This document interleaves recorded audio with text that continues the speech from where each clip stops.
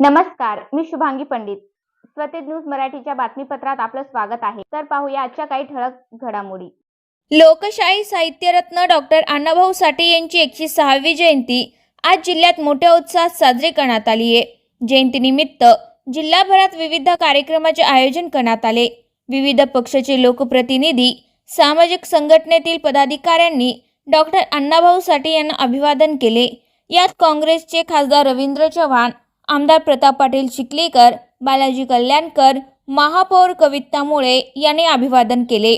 Doctor Annabhau Sathe यांना भारतरत्न द्यावे अशी मागणी यावेळी करण्यात आली. साहित्यरत्न डॉक्टर अण्णाभाऊ साठे हे जेव्हा त्यांची चळवळ सुरू झाली आणि त्या चळवळीच्या अनुषंगाने जग बदल घालून गाव सांगून गेले माझं भीमराव, आणि ही पृथ्वी शेषेच्या मस्तकावर तरलेली नसून गोरगरीब कष्टकरी कामगाराच्या तळहातावर तरलेली आहे, शेतकऱ्यांच्या तळहातावर तरलेली आहे, असा अण्णाभाऊंनी सांगितलेला आहे. आणि जेव्हा एखादा प्रसंग येतो, तो प्रसंग म्हणजे महाराष्ट्रातून मुंबई वेगळी होण्याचा प्रसंग होता, तेव्हा सतत संयुक्त महाराष्ट्राची चळवळ मोठ्या अभिमानानं स्वाभिमानानं उपाशी तापाशी राहून सर्व जनतेला एकत्र करून आज महाराष्ट्रामध्ये मुंबई ठेवण्याचं मोठं श्रेय म्हणजे अण्णाभाऊ साठेंना जातं.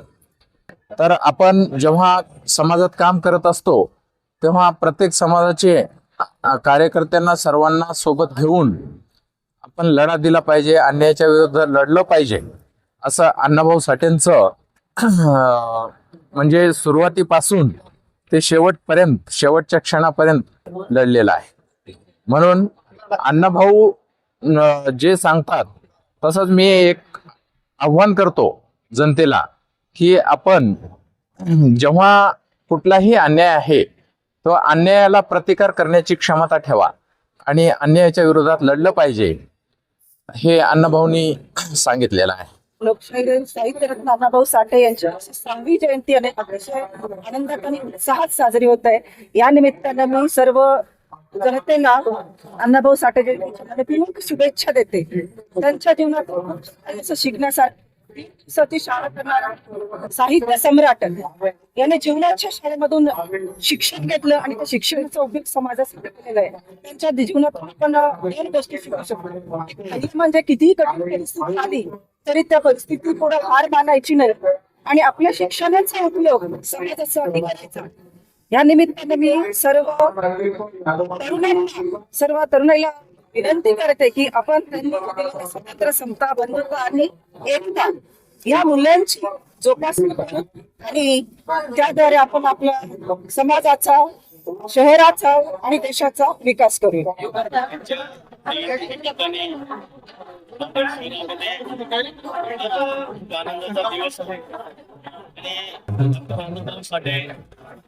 यांचा जयंती निमित्ताने या ठिकाणी सर्व दर्शनासाठी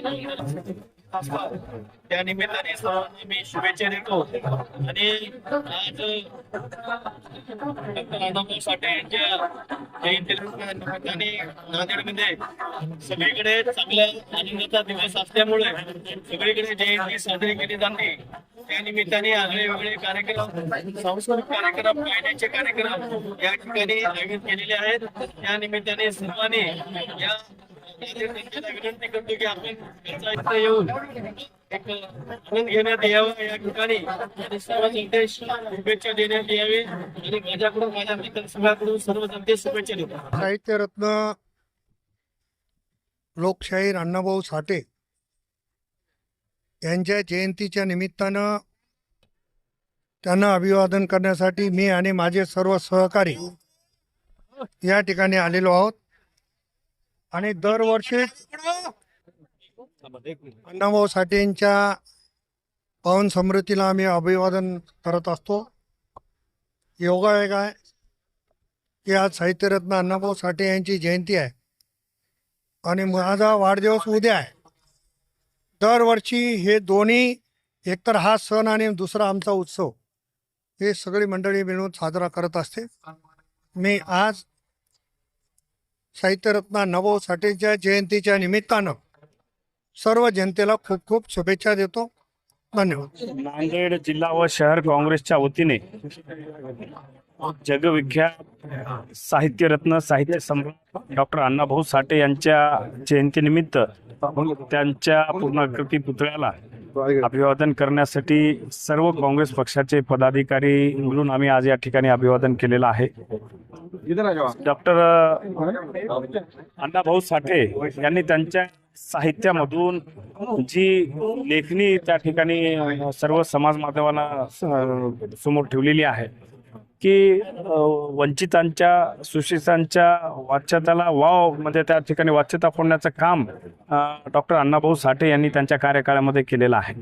आणि त्यांच्या विचारांशी सहमत राहून आपण सर्वांनी त्या ठिकाणी कार्य केलं पाहिजे. हीच अभिवादन डॉक्टर अण्णाभाऊ साठे यांना अर्पण करतो. अण्णाभाऊ साठे यांना भारतरत्न दिलं जावं ही सर्व मागणी आहे. सर्व स्तरातून मागणी होत आहे. गेल्या वर्षी मी माननीय भारताचे पंतप्रधान नरेंद्र मोदी यांना माझं व्यक्तिगत पत्र दिलेलं होतं की डॉक्टर अण्णाभाऊ साठे यांना भारतरत्न देण्यात यावं. केंद्र शासनाने अद्याप तो विचार केलेला दिसत नाहीये आणि याच्या पुढे मी मागणी डॉक्टर अण्णाभाऊ साठे यांना भारतरत्न मिळावं यासाठी मी प्रयत्न करणार आहे.